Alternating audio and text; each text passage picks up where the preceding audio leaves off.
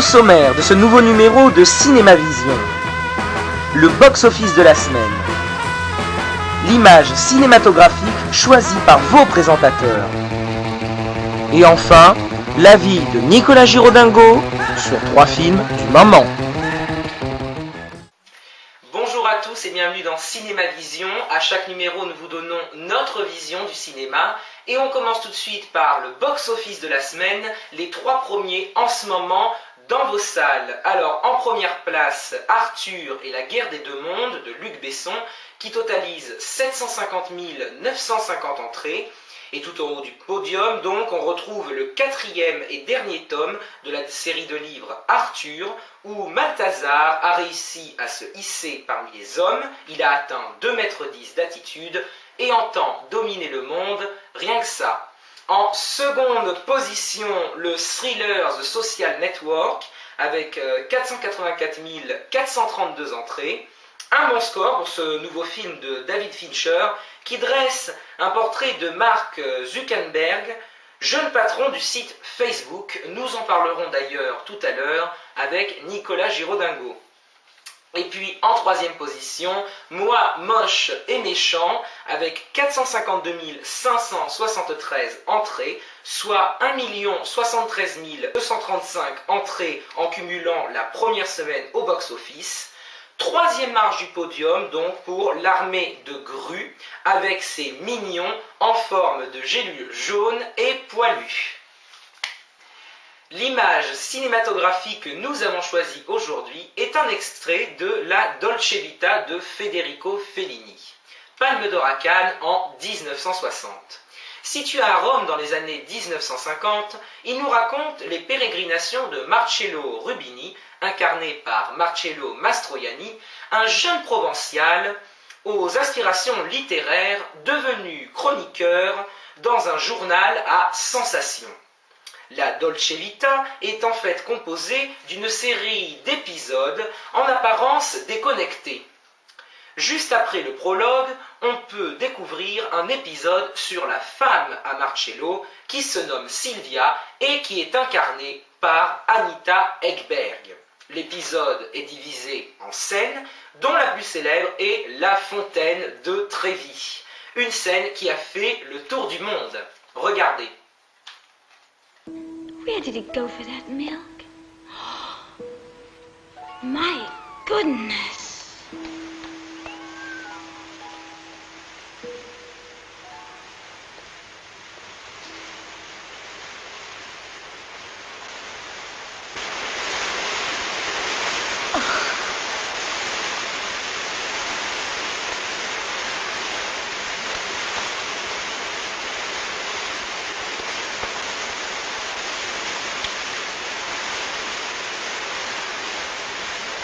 Marcello, come here. Hurry up.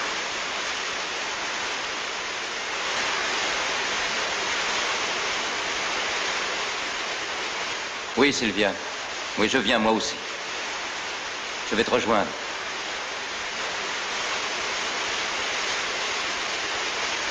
Oui, c'est toi qui as raison, Sylvia, c'est toi. Nous avons tous tort, c'est toi qui as raison.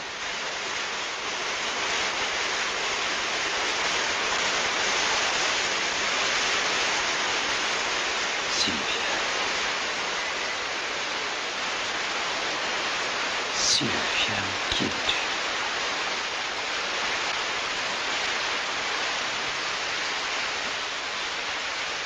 Listen. Sylvia.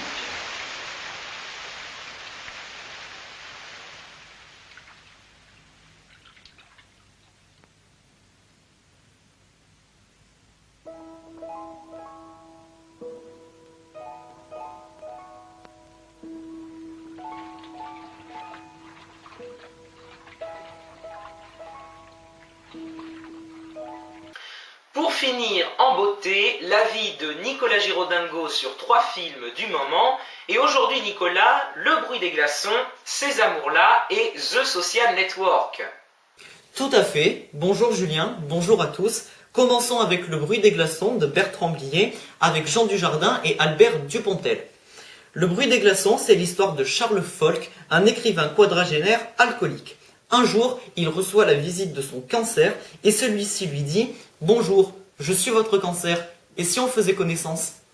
Petit à petit, Charles va apprendre à coexister avec son nouveau compagnon, pas vraiment décidé à le quitter. Mon avis, Jean Dujardin ne s'est jamais autant dévalorisé qu'en jouant dans ce film.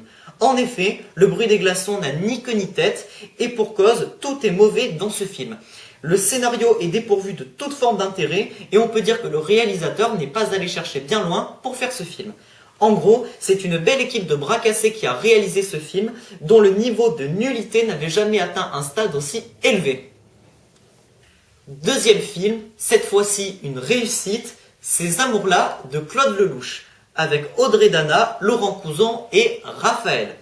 Durant la Seconde Guerre mondiale, une jeune femme, appelée Ilva, enchaîne les conquêtes masculines. Elle jettera son dévolu sur un nazi qui était chargé d'exécuter son père, mais qui, au moment de le tuer, changera d'avis et décidera de lui laisser la vie sauve. Ilva lui étant reconnaissante à jamais pour l'avoir épargnée, elle entretiendra une relation amoureuse avec lui. Tout se passera pour le mieux le jour où le nazi décidera de quitter la France pour rentrer en Allemagne et ainsi abandonner Ilva. Mon avis, Ces amours-là est un bon film. On y découvre le côté romantique dans une France occupée par les nazis.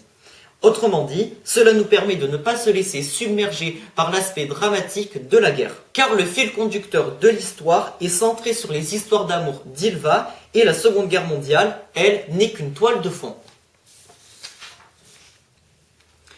Pour finir, un film tendance, The Social Network de David Fincher avec Jesse Eisenberg et Justin Timberlake. Lors d'une soirée bien arrosée d'octobre 2003, Mark Zuckerberg, qui vient de se faire plaquer par sa petite amie, pirate le réseau informatique de l'université Harvard et crée un site internet nommé FaceMash. Il y met la photo des deux plus belles filles du campus et propose à l'utilisateur de voter pour la plus belle.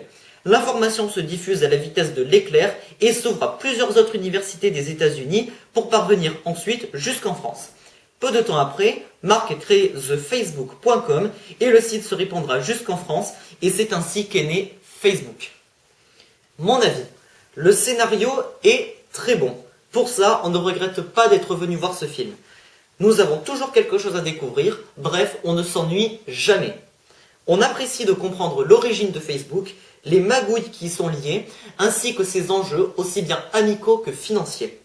Cependant, à l'heure des différentes rumeurs négatives sur le réseau social, Facebook se serait clairement bien passé de ce projet qui risque de plomber sa réputation. On ira tout de même voir The Social Network pour ses acteurs Andrew Garfield et Jesse Eisenberg, excellents tout au long du film.